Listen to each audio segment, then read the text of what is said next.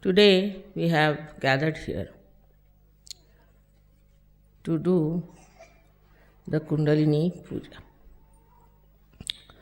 or the Adi Shakti Puja. There's a difference between the two. Adi Shakti is the total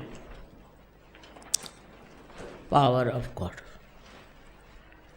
of His desire, while Kundalini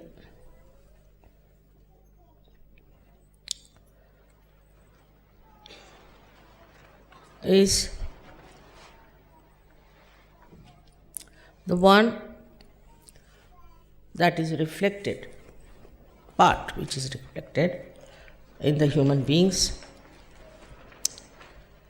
as Kundalini.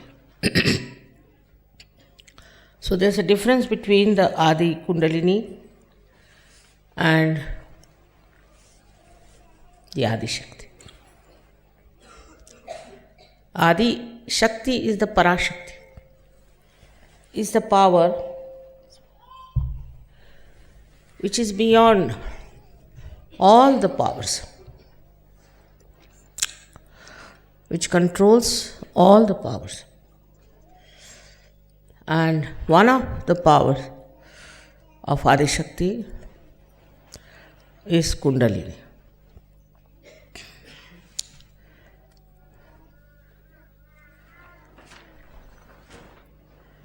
For example, the Kundalini which is placed within me in the triangular bone is not totality of me.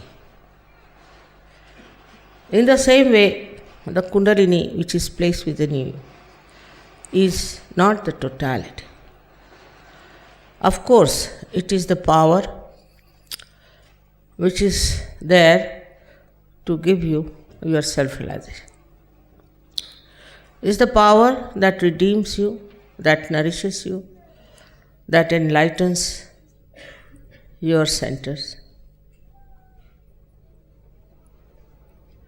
But there are two other powers, as you know, very powerful, which are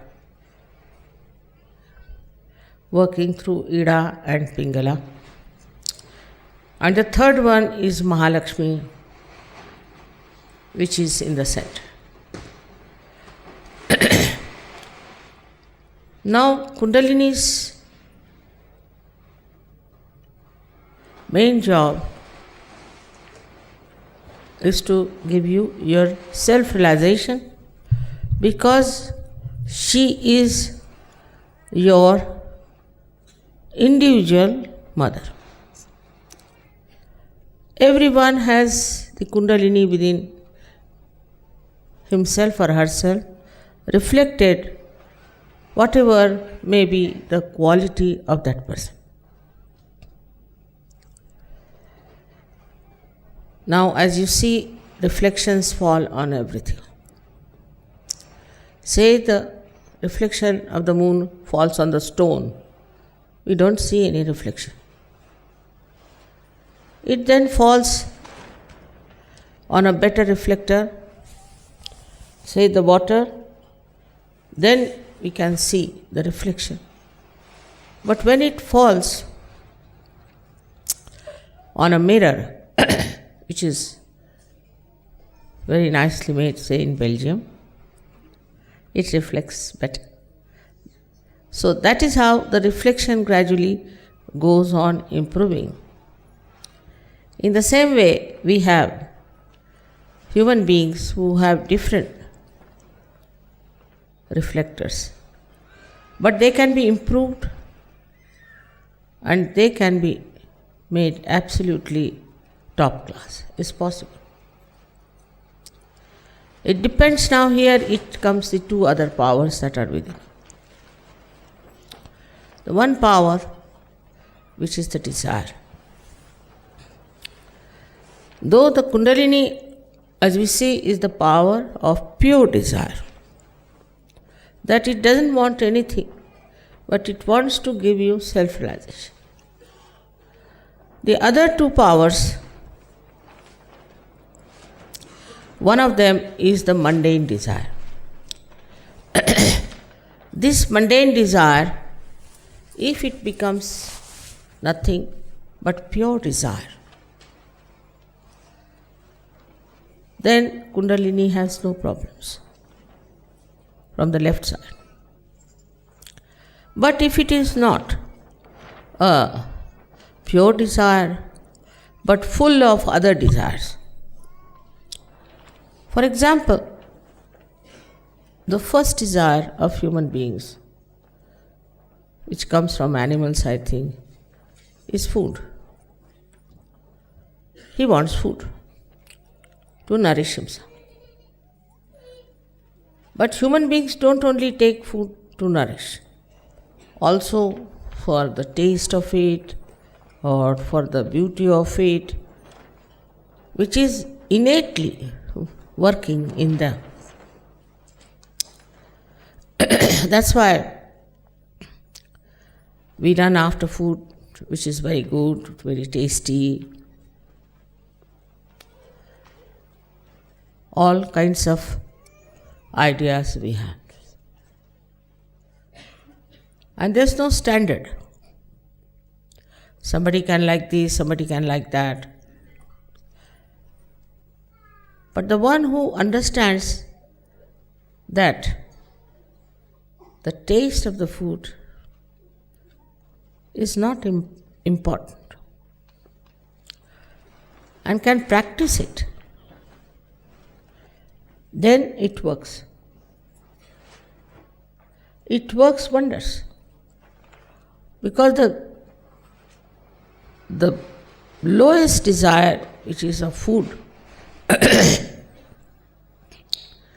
comes under your control.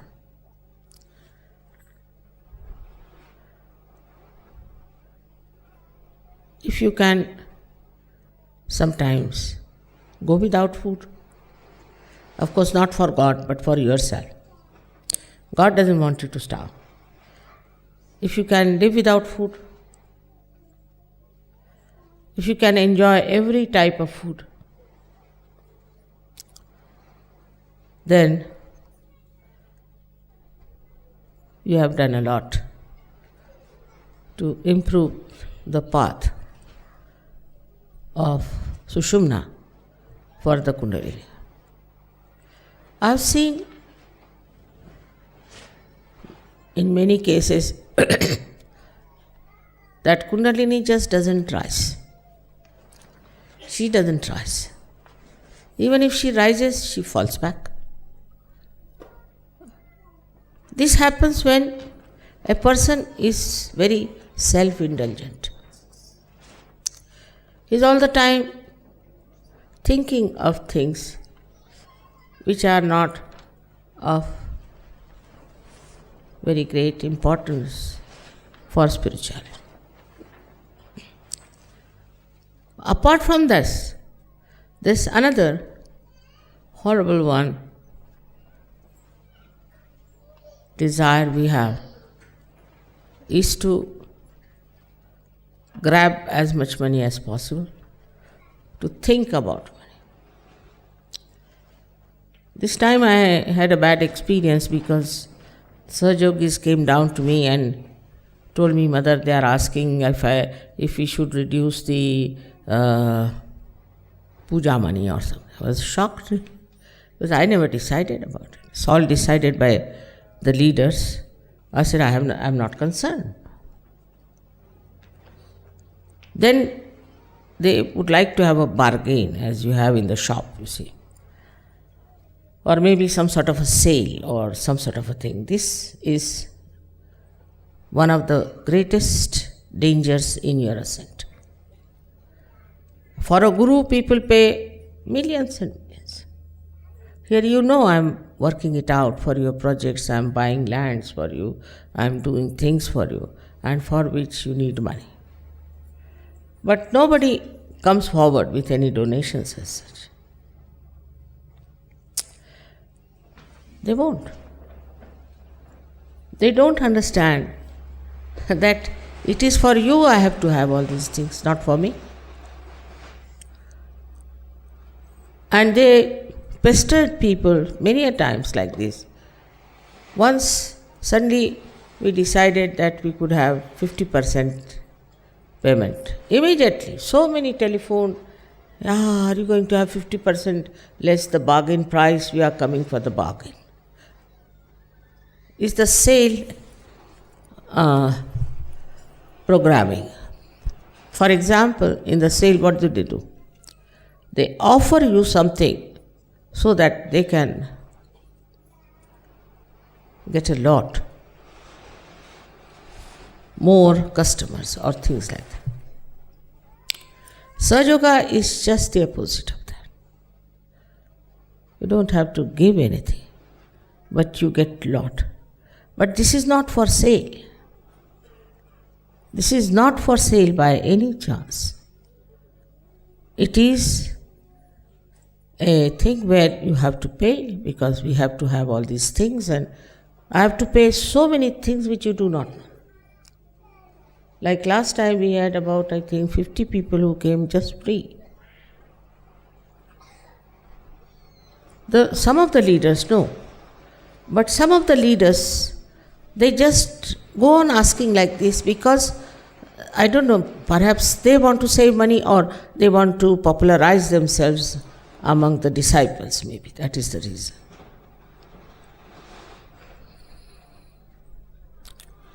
So this thinking about money itself is a very detrimental force for your spirituality. Otherwise, what others are doing is the same. All the time they are thinking of money, thinking of money. Now, if you are thinking of money and thinking of earning more, for Sahaja Yoga, to help Sahaja Yoga, it's all right. But it is for your own ideas. In the West, it's very common. Not in India, I must tell you. India is a poor country. But one day, Yogi told me, Mother, I need some money for the school. I said, all right, I'll give you. No, he said, I'll collect. And he collected in one meeting 18 lakhs of rupees. Of course, I told him, no, don't take it. I've got money to pay. Don't collect. But so much of money orientation all the time. Thinking about money, saving money. These things are absolutely against Sahaja Yoga. You can ask anyone how much I understand about money. I don't understand banking. I cannot count. Even 1,000 pounds I cannot count. I'll count them 2,000 or 3,000. I don't know what I do. My brain goes off when it comes to money. I don't know how to count. I'm not worried about what money we have, what we have. What we have to do is, this money is here, let us do something about it. Today, I don't know why I have to tell about this gross subject. But it has been pointed out to me, Mother, you never say anything about it, and the people are getting really materialistic. That's a very sad affair. Even one person who is materialistic will have to go out of Sahaja Yoga. Gradually it will work that way, and you will be surprised that you are out of Sahaja Yoga. It is very amazing how, after getting realization also, getting on top of the world, we still live in small little holes like rats of this money business. This money has brought so much problems to our world. You can see it clearly. All this economics and all this knowledge of economics, where it has gone. Is the world better by it? There's recession going on everywhere. Everybody is unemployed. In every country you go, there's unemployment so much. This is so much. That shows that this economics is also a very artificial science and dealing with the weaknesses of human beings, not with their strength. If they could know the strength of human beings, they would have done much better than they have done so far. I'll give a simple example.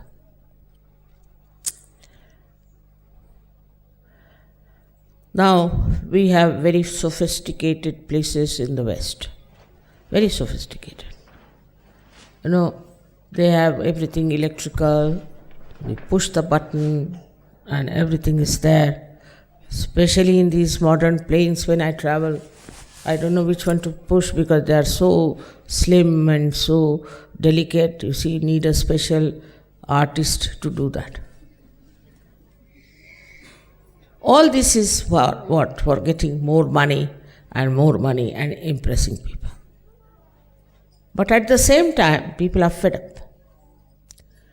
When all these sophistications are on, they are fed up with computers, they are fed up with electricity, they are fed up with cement, they are fed up with all kinds of artificial things. It's a fact. Much more in the West than in the developing countries. They're just fed up. Now, this is the force. This is the strength. Why are they fed up? They are fed up because they have realized it doesn't give you joy. It doesn't give you soothing feeling. It irritates them. So it is against human mind, human character, or human civilization. Something inhuman. So now what to do? I went to America once and went to see a friend of ours. And all the houses were covered with the cow dung color. So I said, why do they have this cow dung all over these houses, What is the matter with them? Why don't they have nice white, or another people like very much is this sand color? They said nowadays these Americans want to have cow dung. I said, cow dung for what? Because they are fed up of cement. Now they can't get so much cow dung here. So they have a special way of making cement look like cow dung. They mix up things so the color comes out like cow dung. I said, why the cow dung of all the things, you see? So they said that some of them went to India and they had to sleep in some huts which were covered with cow dung. So they found out logically that cow dung, if we have, it will be the most soothing color for us. And so there were articles about it, and people have started using cow dung. So what is the force now behind? What is the strength? The strength is that they want to live in natural way. They don't want to have artificial things. So they go to another extreme to have cow dung. Sahaja Yoga is in between. Now, one has to understand that whether you put cow dung or you put cement or anything, it's not going to give you joy. Say for India, people who have got cement houses are great, According to them, cement represents luxury and also wealth. But in the West, If people see cement, my goodness, cement means to them it is something like a grave. So now, the positive thing that is in them is that they now want to live with the natural things.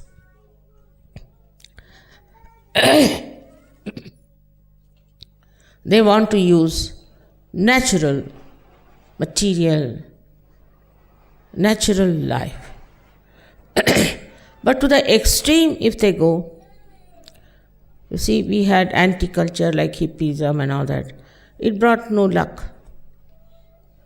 So to get from one end to another extreme is also not conducive to a human life. Because, and you see, a human being cannot become primitive. Even if he tries to dress up like a primitive person, his brain is modern. So, when they get fed up from one to another, they don't realize that what is the missing point. In both the things, whether you live like a rustic person or a very cementy person, any type you might live, the missing point is that in everything there is a competition. Once it starts the fashion, all right, everybody will have cane chairs, everybody is having cane chairs.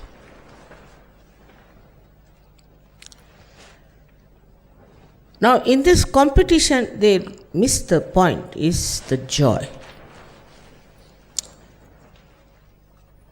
A person who is a realized soul will not desire whether it is cement or anything, doesn't matter, it's just the same. But it will come to his mind that all these artificial things are ruining human beings, so he'll say no.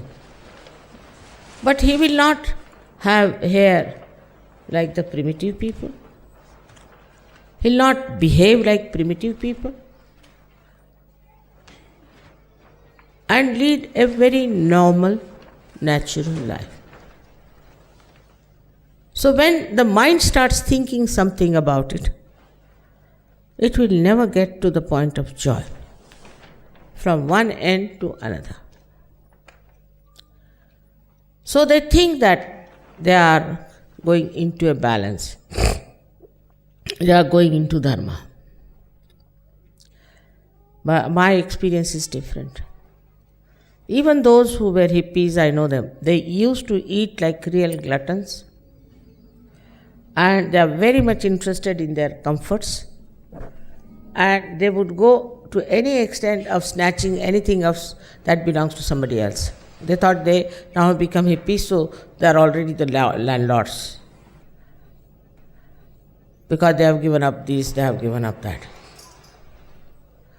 So, the mind that suggests that to overcome your money orientation, your competition, and all these artificial things, you should change your lifestyle. But that doesn't help. Never. It's just a play of the mind from one to another. So, how to detach yourself from this idea of money orientation?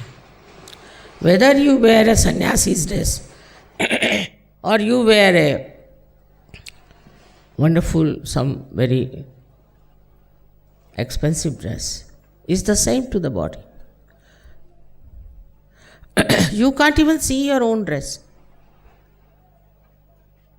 So it's the same to the eyes. But with the mind, you start convincing yourself that now I have become a big sannyasi because I am wearing a saffron dress. By wearing that kind of a dress, you can never get rid of this nonsense. So first thing, you have to be a normal person. There's no need to be abnormal outside. That you are deceiving yourself.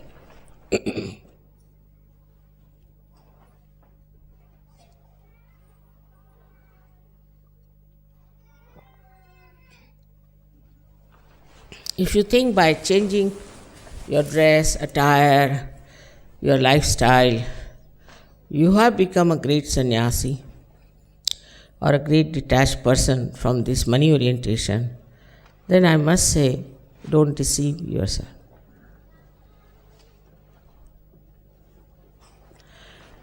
A person who is detached from within helps the Kundalini to rise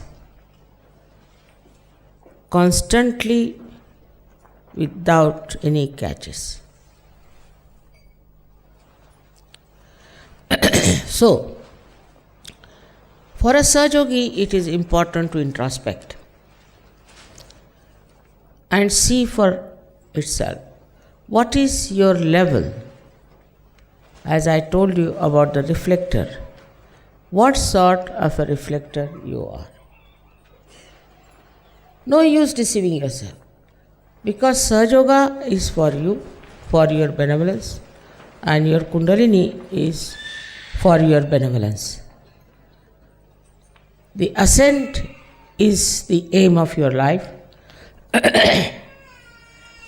and to perfect it is your job. So, you don't have to take to anything outside. It is inside you have to see yourself. What sort of attachments you have. The second force, which is, I'm surprised how, has suddenly come up among Sahaja Yogis, that they don't have immorality problems. They have just become moral, most of them. 99.999, I think, are moral people in Sahaja Yoga. There may be here and there, because they enjoy their morality. Because they enjoy their morality, they want to be that. Not only that, they want their children to be moral, their families to be moral, and that is how morality is spreading in Sahaja Yoga very fast. In that also, one has to understand that it is the innocence which is the force, not the morality. Like some people write to me, Mother, I get up in the morning, I sit before the photograph, I do this, I do that, then I take my bath and then I do this. I can't understand this. No, not necessary. You have to cleanse yourself once in the night, as you would cleanse yourself, your body. And once in the morning, you have to pray, that's all. It's not necessary to have this ritualism, this kind of a rigmarole all the time. You're going every day, morning till evening, nonsensical, these things. And they become fanatic. They start becoming absolutely fanatic about Sahaja Yoga. And this fanaticism can be very dangerous because they try to remember everything by heart, this and that. No, not necessary. It should be in the heart, because it amounts to the lip service then. And with the lip service, gradually you start feeling, you are great, your father is great, you this and that. So you are thrown away. You yourself throw yourself out. I can say you hit a ball and it comes back. Like I've seen people, many who try to thrust themselves in Sahaja Yoga, just are repelled back by themselves, not by Sahaja Yoga. Sahaja Yoga attracts you, no doubt. But you must have gravity. If you don't have gravity, how can you be attracted? The seriousness about it is only this, that you should introspect seriously. Find out what's wrong with you. Because this is a great chance for you to ascend. With this kind of a mind, which becomes fanatic in Sahaja Yoga, start saying harsh things to others and disturbing the peace of others because they think they are very great Sahaja Yogis. Then I think one should introspect and find out, why am I doing it? So many people have the same defects, but for that they'll scold others. Perhaps maybe they think by correcting another person they might be corrected. I don't know what is the idea of their procedure is. But it is very absurd sometimes, the way people look at their problems as if these are the problems of others. Now if I am saying this to you, somebody must be counting, I know this one mother is saying about that one. Never will say that it's for me, and I have to see myself and introspect and find out what is dragging me down.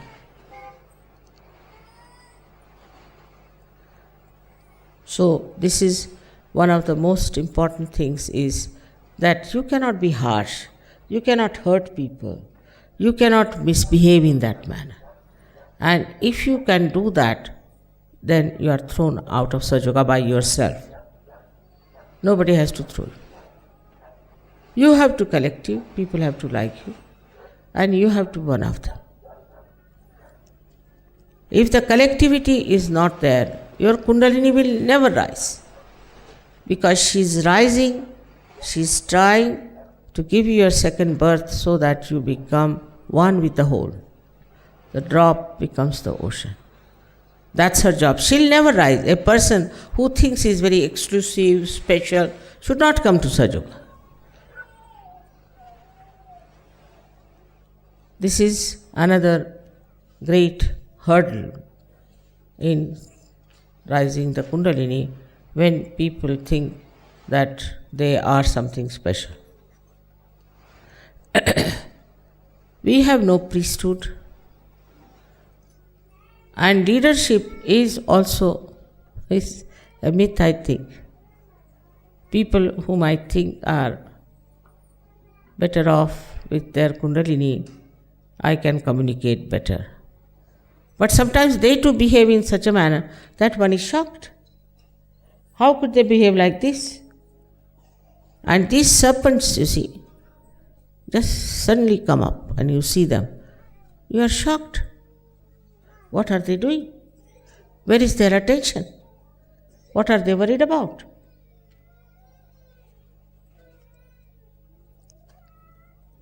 So such stupid ideas, if they walk into your mind, tell them, shut up now, I know myself very well. That's the best way to keep you out of it, all these nonsensical things that are working. First of all, you must remember that you are seekers of truth, have been seeking truth for ages, for years together, and now, I would say, for many lives, and now you have found it. So grab it and hold it fast by understanding that this is what you wanted, you got it now.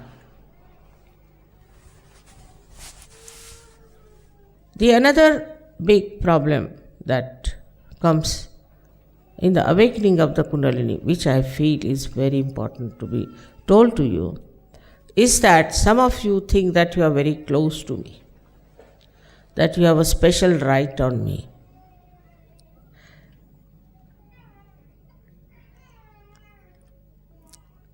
You don't know your mother is a Mahamaya.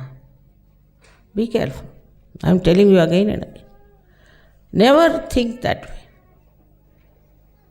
Nobody can be my favorite. I assure you, cannot be. It is like a mercury, if you put it on another metal or something, doesn't stick. My mind never sticks to anyone. Never sticks. Now, supposing somebody is in trouble, somebody has written to me, there's some problem, then the thought comes in. But I don't stick to that. I don't stick to anyone.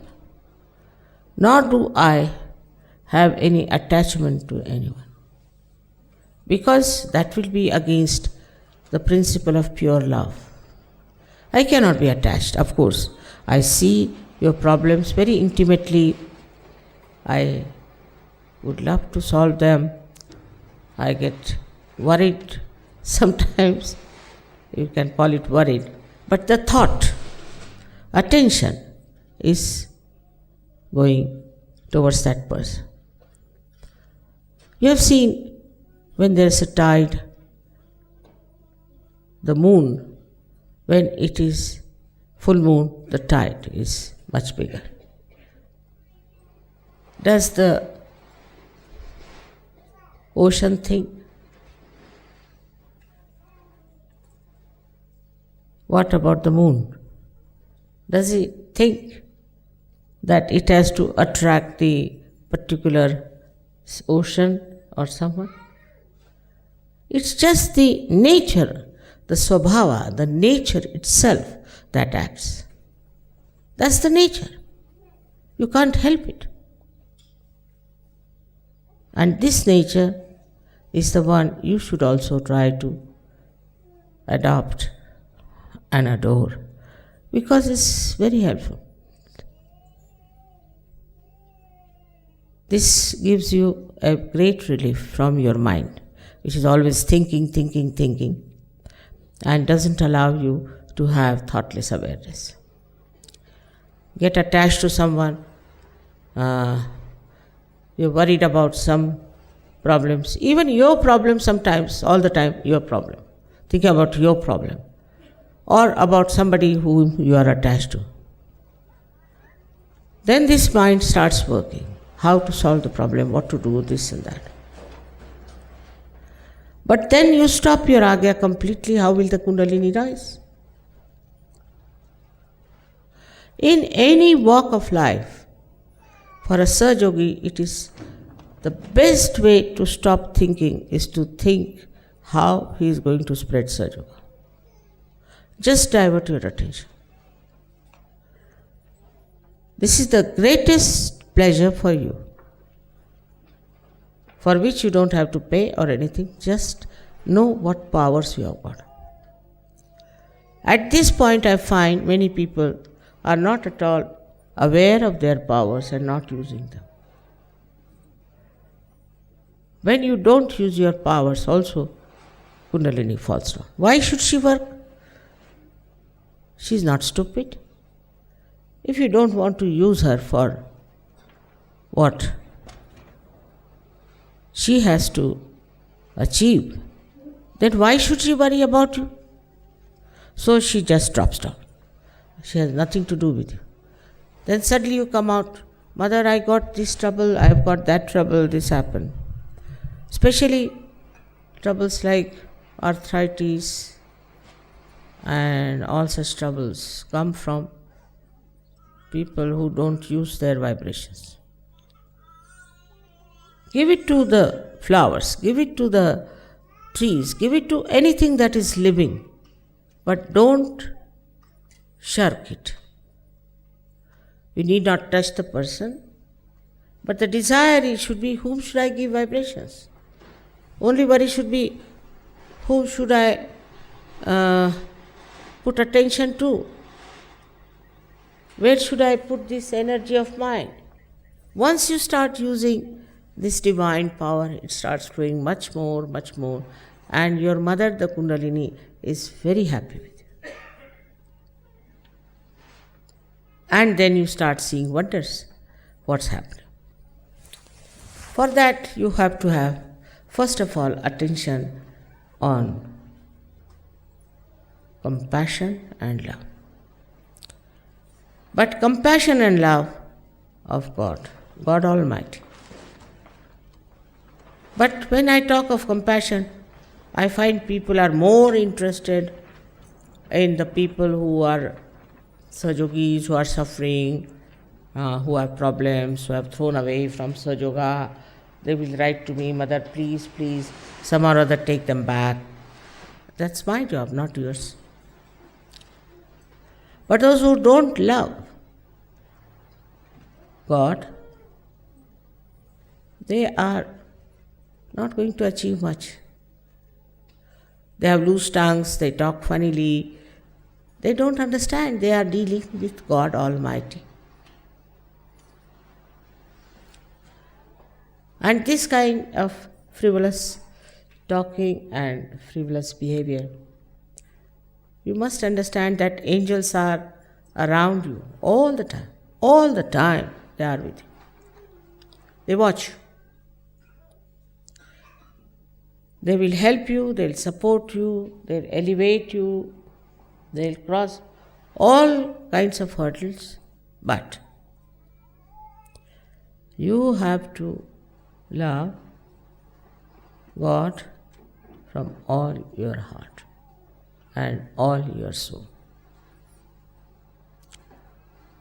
You can't say things which are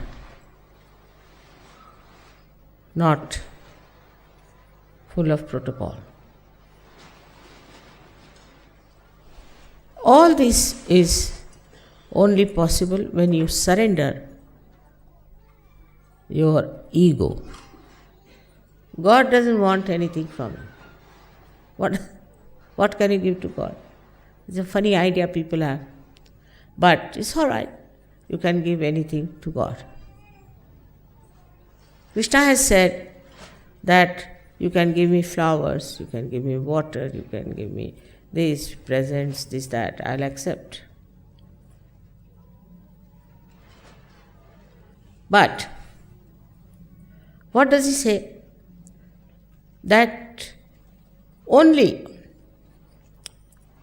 thing that you have to do is to be one with me.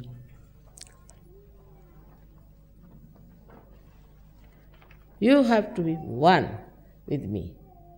You have to be connected with me. And this feeling of connection is so satisfying, so joy-giving, so nice, which cannot be described in words. Thus you find your Kundalini is just flowing out with joy for yourself and for others.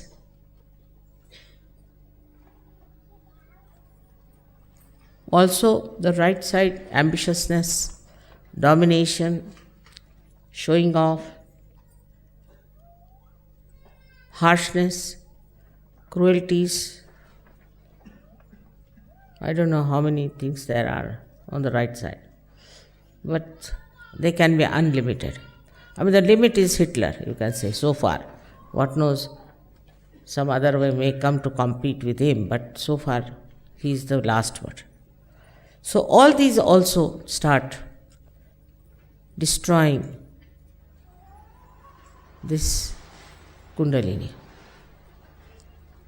I have seen also Kundalini of people which is hurt, wounded, just can't rise, finished.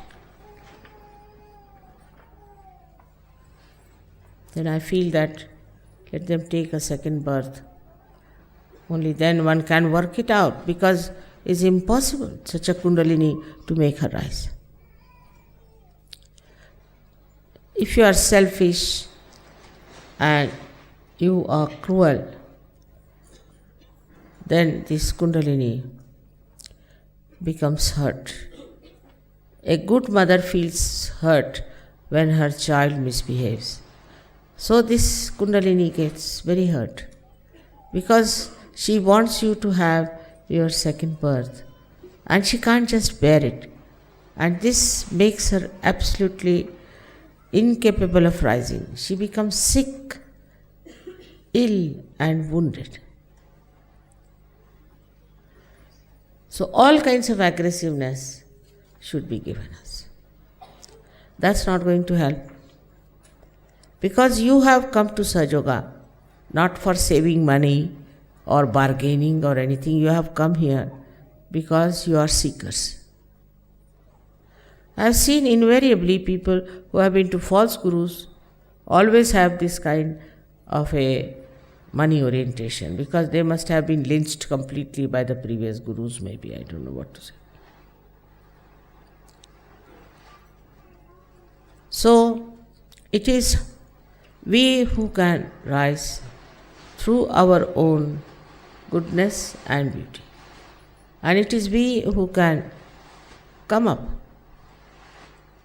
to a level of great Sahaja Yogis.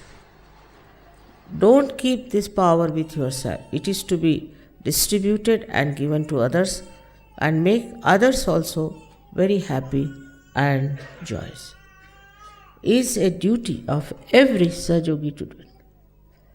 Also, thinking about Sahaja Yoga, not about yourself, is the best way to avoid many problems.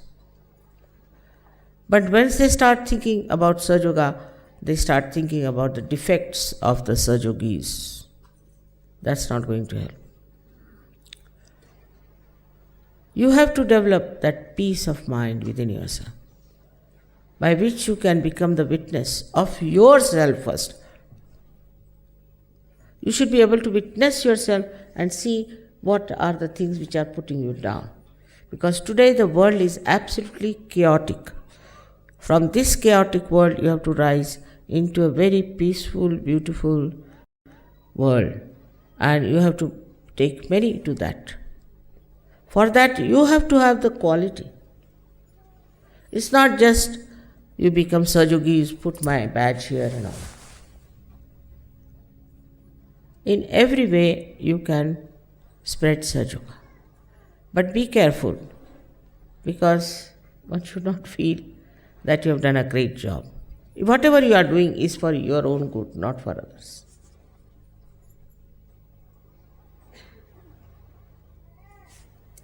Now, we have to see what a great thing that has happened, because Kundalini was a big mystery before. But now it is not anymore. It's all open. You all know about it. You know about its powers. You know how you can achieve your highest goal. So just to balance, just to lead a mediocre life, is not the way a real true seeker of truth should do. But if you are the real seeker of truth, then you should see what's wrong with what I have been doing, whatever I have been following, and what I have to achieve. All the scriptures have said that you have to be the spirit. All the scriptures have said that you have to be born again. I am not saying that alone. Only thing what I am doing is what they have said. I am trying to do it. And requesting that you should do. Sahaja Yoga is not going to like other religions where people abuse children, do what they like, make money, this, that, all nonsense. It's like a mafia. We are people who are chosen and are special people who believe in a good moral life and a peaceful life. May God bless you all.